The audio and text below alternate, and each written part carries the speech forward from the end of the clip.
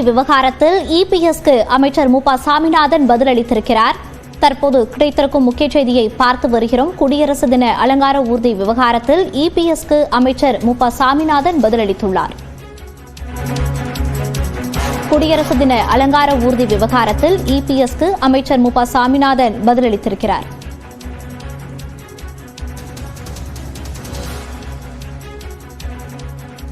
குடியரசு தின அலங்கார ஊர்தி விவகாரத்தில் இபிஎஸ்க்கு அமைச்சர் மு சாமிநாதன் பதிலளித்துள்ளார். தற்போது கிடைத்திருக்கும் முக்கிய செய்தியை பார்த்து வருகிறோம். இதுகுறித்த கூடுதல் விவரங்களோடு இணைகிறார் நமது செய்தியாளர் தமிழரசி. தமிழரசி, என்ன பதிலளித்திருக்கிறார்? இது குறித்த விவரங்களை பதிவு பண்ணலாம்.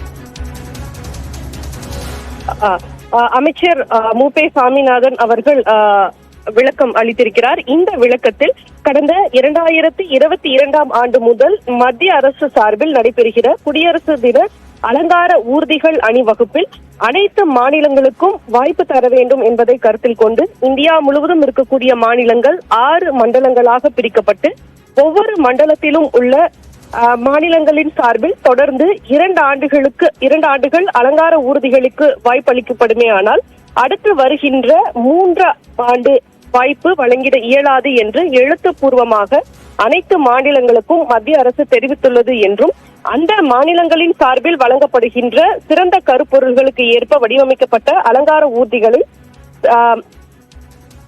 கடமை பாதையில் பங்கேற்காமல் அணிவகுப்பு நிறைவு பெற்ற பின்பு பொதுமக்கள் பார்வைக்கு நிறுத்திக் கொள்ளலாம் என்றும் மத்திய அரசு கடிதம் வாயிலாக தெரிவித்துள்ளதாக அந்த விளக்க அறிக்கையில் தெரிவித்திருக்கிறார். மேலும் இது போன்ற அரசின் நடைமுறைகளை உள் விவரங்களை ஒரு முதலமைச்சராக பணியாற்றியவர் மறந்துவிட்டு தற்போது விமர்சனம் எழுதியிருப்பதை எதிர்க்கட்சி தலைவர் எழுதியிருப்பது ஒரு தவறான அறிக்கையை வெளியிட்டிருப்பதாகவும் அவர் குறிப்பிட்டிருக்கிறார். அதிமுக ஆண்ட 10 ஆண்டுகால ஆட்சி காலத்தில் ஏதோ தொடர்ந்து ஒவ்வொரு ஆண்டும் தவறாமல் தமிழ்நாட்டின் சார்பில் அலங்கார ஊர்திகள் பங்கேற்று சிறப்பித்தது போன்று ஒரு மாயை எதிர்க்கட்சி தலைவர் உருவாக்கியுள்ளார் என்றும் அவர் இந்த அறிக்கையில் விமர்சித்திருக்கிறார். குறிப்பாக அதிமுக ஆட்சி நடைபெற்ற 10 ஆண்டுகால ஆட்சியில் கடந்த 2012, 13, 15, 18 ஆகிய 4 ஆண்டுகளில் அலங்கார ஊர்திகள் பங்கேற்கவில்லை என்ற விவரமே அவருக்கு தெரியவில்லை என்றும் அவர் கடுமையாக விமர்சித்திருக்கிறார்.